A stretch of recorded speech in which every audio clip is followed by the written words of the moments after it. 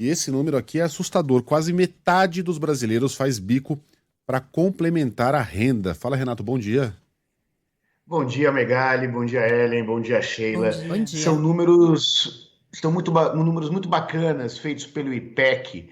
O IPEC, ouvintes da Band News, é formado pela mesma equipe que liderava o antigo IBOP, né, que faz parte da memória de todos nós que estamos aqui ouvindo a Band News. Esse número mostra uma realidade que cresceu com a crise econômica.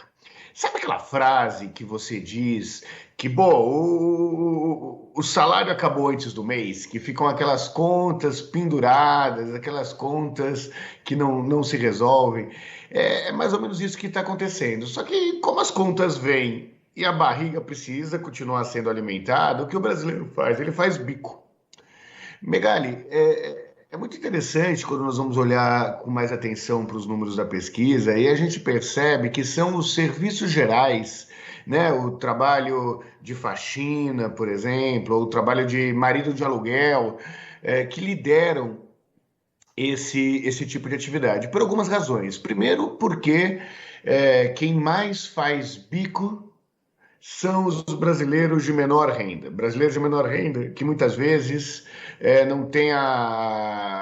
não trabalham naqueles outras formas de fazer bico que os mais ricos chamam de frila, né? Quem está nos ouvindo sabe que frila e bico é mais ou menos a mesma coisa. A diferença é o bolso de quem está fazendo esse bico para complementar a renda. Então, esses brasileiros mais pobres, que têm uma escolaridade mais baixa, acabam fazendo uma diária a mais de faxina, trabalhando como marido de aluguel, virando mototaxista. Nós temos muitos motoristas de aplicativo hoje que, inclusive, só vão trabalhar no aplicativo depois que acaba o seu emprego principal, e com isso o brasileiro vai conseguindo, pelo menos, não se endividar mais do que já está endividado. Talvez o bico seja a representação profissional mais clara para entender o civirômetro da periferia brasileira, que é aquela capacidade de conseguir sair bem em situações de crise. Dia desses a gente chamou um marido de aluguel em casa, né? Eu prego também. quadro na parede, troco resistência, mas tem coisa que eu não mexo em fiação, e a gente precisou de alguém para fazer isso. Aí, por recomendação de uma vizinha, um rapaz veio fazer os serviços necessários lá e ele era um engenheiro que estava sem emprego, né? Sem renda, e estava se virando nessa de marido de aluguel. Era para estar construindo ponte, estava trocando fiação, mas é isso aí, está se virando, né? Não está fácil para ninguém. E Ô Megali, diga. desculpa, Megali, mas assim, quando é a mesma coisa, quantas vezes a gente já pegou motoristas do Uber nessa mesma situação Sim. desse marido de aluguel? O fato é, a renda das pessoas está caindo. A inflação, por mais que nesse mês tenha tido deflação, ainda está lá em cima. Tá muito alta. Não tem muito jeito. Se você quiser encher o carrinho de supermercado, ou pelo menos parar de diminuir o seu carrinho de supermercado, você está tendo que fazer o bico, com uma diferença, né, Sheila e Ellen?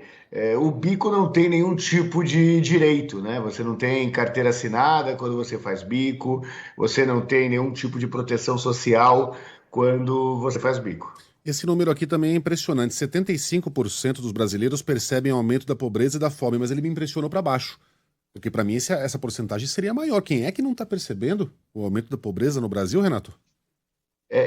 Esse número fica mais fácil de ser explicado, Megali. Eu tive o mesmo estranhamento que você, mas tem a ver com a concentração que existe nas grandes cidades, nas metrópoles como São Paulo, que nós estamos aqui, onde a miséria fica muito mais escancarada, né? Então você tem o crescimento da população de rua, da pobreza, da violência urbana. Essa pesquisa foi feita em mais de 128 municípios, onde a gente tem municípios muito pequenos e onde essas realidades que são constatadas nas regiões metropolitanas, nas grandes cidades do Brasil, não aparecem de uma forma tão intensa, não aparecem de uma forma tão grande. Então é por isso que o número não é o de 100% que nós que estamos aqui nas regiões metropolitanas acreditamos que seria o número mais próximo da realidade.